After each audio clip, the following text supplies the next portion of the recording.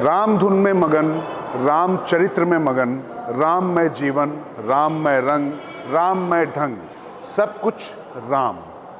कहते हैं धर्मो रक्षति धर्मा, धर्म की रक्षा के लिए आपको कुछ करना पड़ता है। तो यहाँ पर जहाँ पर हम खड़े हुए हैं, राज की बात इस जगह पर है, इस जगह के इतिहास से है। इसको कहते हैं छोटी छावनी। और छावनी आपने तमाम सुनी होंगी, लेकिन ये छावनी कैसे धर्म की रक्षा कर रही है सेवा भाव के द्वारा, उस पर करेंगे बात। और लगातार इस पर किस तरीके से त्रेता से लेकर अब तक ये जो परंपरा चली आ रही है, इसको जानना आपके लिए जरूरी है।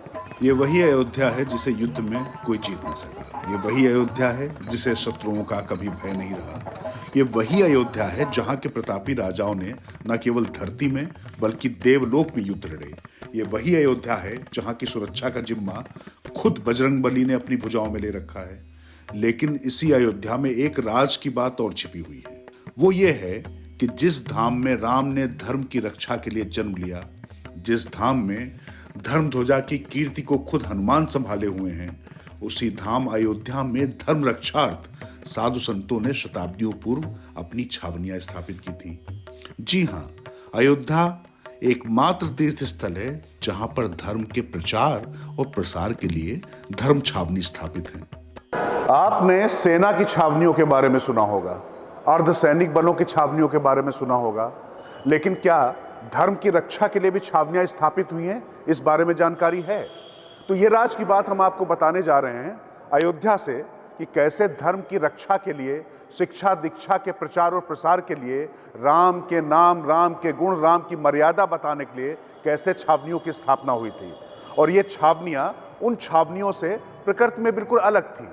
वहां पर तो शस्त्र और अस्त्र से रक्षा की जाती है, जो भी उनका दायित्व होता है, लेकिन यहाँ पर मानवता और धर्म की रक्षा के लिए छावनियां कैसे खड़ी रहीं और हर युग में इन्होंने अपना योगदान दिया, वो बहुत महत्वपूर्ण है।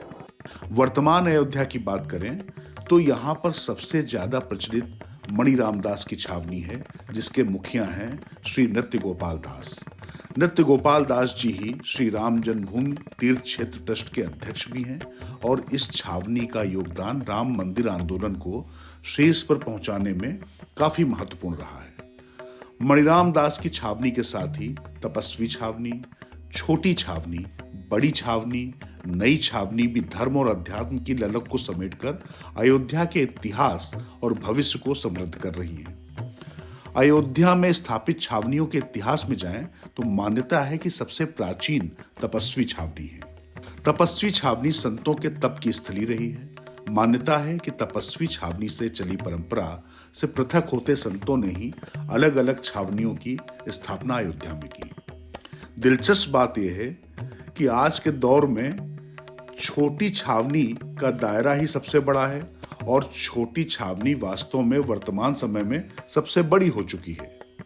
मुगल काल के दौर में मीर बाकी ने राम मंदिर को तोड़कर बाबरी मस्जिद का निर्माण किया। सदियों पुराने इस विवाद का अब सुखद अंत हो रहा है, लेकिन उन्हीं मुगलों के काल और छावनी से जुड़े इतिहास को संत बड़े गौरव के साथ बताते हैं। तपस्वी छावनी के संतों के मुताबिक जब मुगलों ने अयोध्या पर आक्रमण किया तो उन्होंने हर जगह उत्पात मचाया, मनमानी की, लेकिन तपस्वी छावनी की तरफ वो नहीं आ पाए।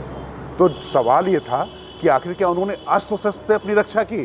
तो जवाब बड़ा दिलचस्प आया, नहीं। दरअसल छावनी के तपस्वियों का तप इतना ज्यादा था कि वो ड्योढ़ी तक नहीं लांघ पाए तपस्वी छावनी। राम घाट पर स्थित तपस्वी छावनी को लेकर एक और किंवदंती है। कहते हैं कि इसी छावनी के एक सन डंडा लेकर अचानक एक दिन कनक भवन पहुंच गए और वहां के पुजारियों को फटकारने लगे। बाबा ने कुपित होते हुए कहा कि प्रभु श्री राम तपस्वी छावनी आए थे और उन्होंने ये कहा कि आज उनको जल ही नहीं मिला।